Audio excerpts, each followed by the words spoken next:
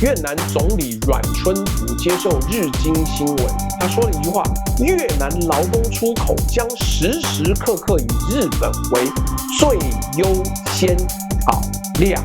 台湾在每一个维度上都在垫底，中介费最贵，语言门槛最低，不能自由转换雇主，没有永住权，逃逸只有行政罚款。你不是在跟日本抢人，你是在跟日本、韩国、新加坡甚至越南国内的就业市场同时抢人，而且台湾正在输，正在全面的输。台湾的移工正在流失，不是因为他们不想工作，是因为有人开了更好的价码，那个人叫做日本。我们把两边的条件摊开来，你自己比。来，先说中介费，越南移工去日本大概3600美金，折合台币11万，来台湾呢4500到8000美金，折合14万到25万。台湾贵了1.5倍到2倍以上。你同样要背债出国，你选哪一边？你当然是去日本。第二个，薪资，日本法定最低月薪是16到20万日元，约台币3万3到4万2，而且日本保障外籍劳工跟日本国民同工同酬，做一样的事情领一样的薪水。台湾呢，基本工资27470元，而且家庭看护工连劳基法都不适用，所以你可以无限制加班，你也不要领加班费。第三，语言政策，这一点最能看出两边的制度思维差距。日本要求移工入国前就必须要通过 N5 的日语能力检定，3年后要通过 N4， 护理领域要 N3。日本企业被要求提供日语研修机会，协助移工及其家属学习日语和理解日本文化。台湾呢，我们没有语言门槛，听起来很棒，对不对？你来了，中文一个字不会讲也没关系。结果就是有人待在台湾10年，中文还是只能比手画脚，他融入不了台湾社会，只能依赖同乡的地下路。你的制度从第一天就把它推向那个平行世界。第四个，转换雇主。日本2024年改制之后，特定技能签证可以自由转换雇主，遇到烂雇主走人换一家。台湾呢，聘雇许可是绑定单一雇主，你想转换，门槛高到连监察院都看不下去。平台上有8000多笔移工资料，登录巡查的雇主只有437笔。第5点，最杀的一点，日本提供永住权呐。日本的特定技能2号签证，工作满5年，通过了语言跟技能测验，可以申请永住资格。永住资格哦，你可以带配偶、带子女，你在日本不只是一个临时的劳动力了，你有机会成为这个社会的一份子。台湾呢，零，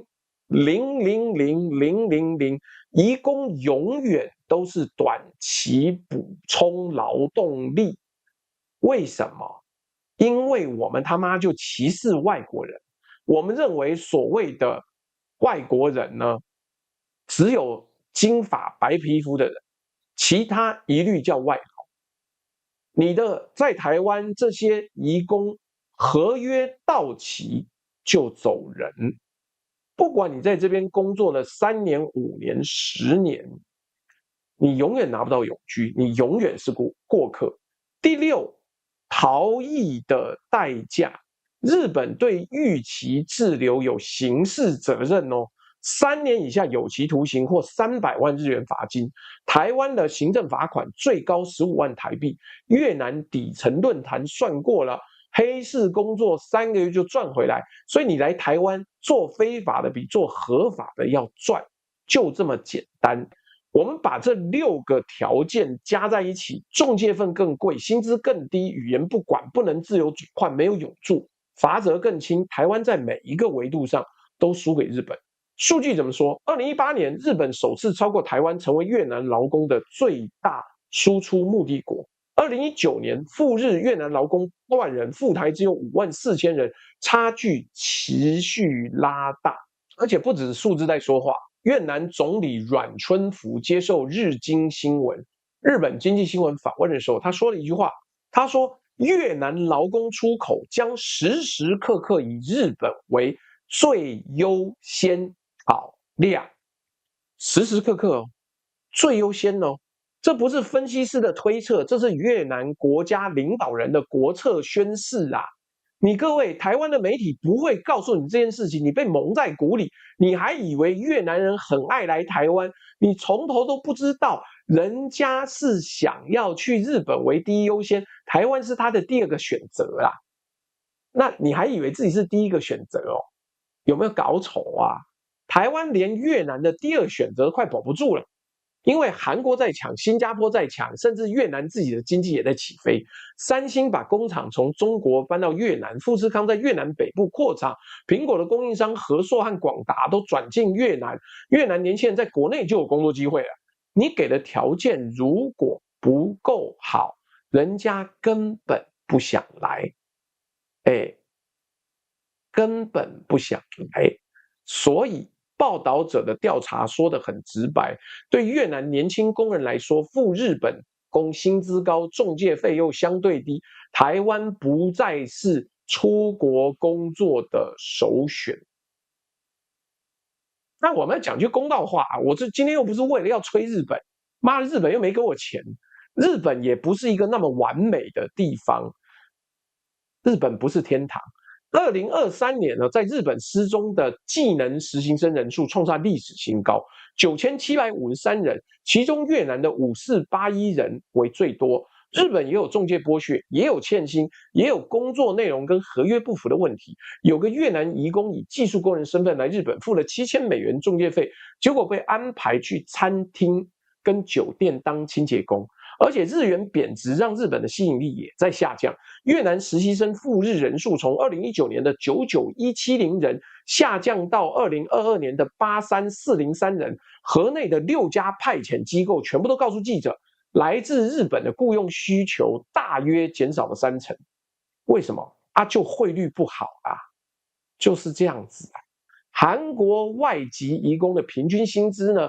制造业好不好？是28.5万日元，日本实习生呢21.7万日元，韩国比日本还高出30%。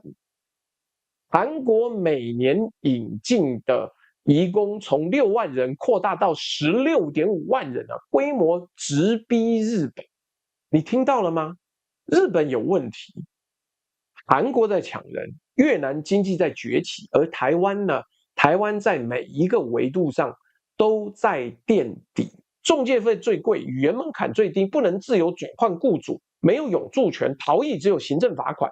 你不是在跟日本抢人，你是在跟日本、韩国、新加坡甚至越南国内的就业市场同时抢人，而且台湾正在输，正在全面的输。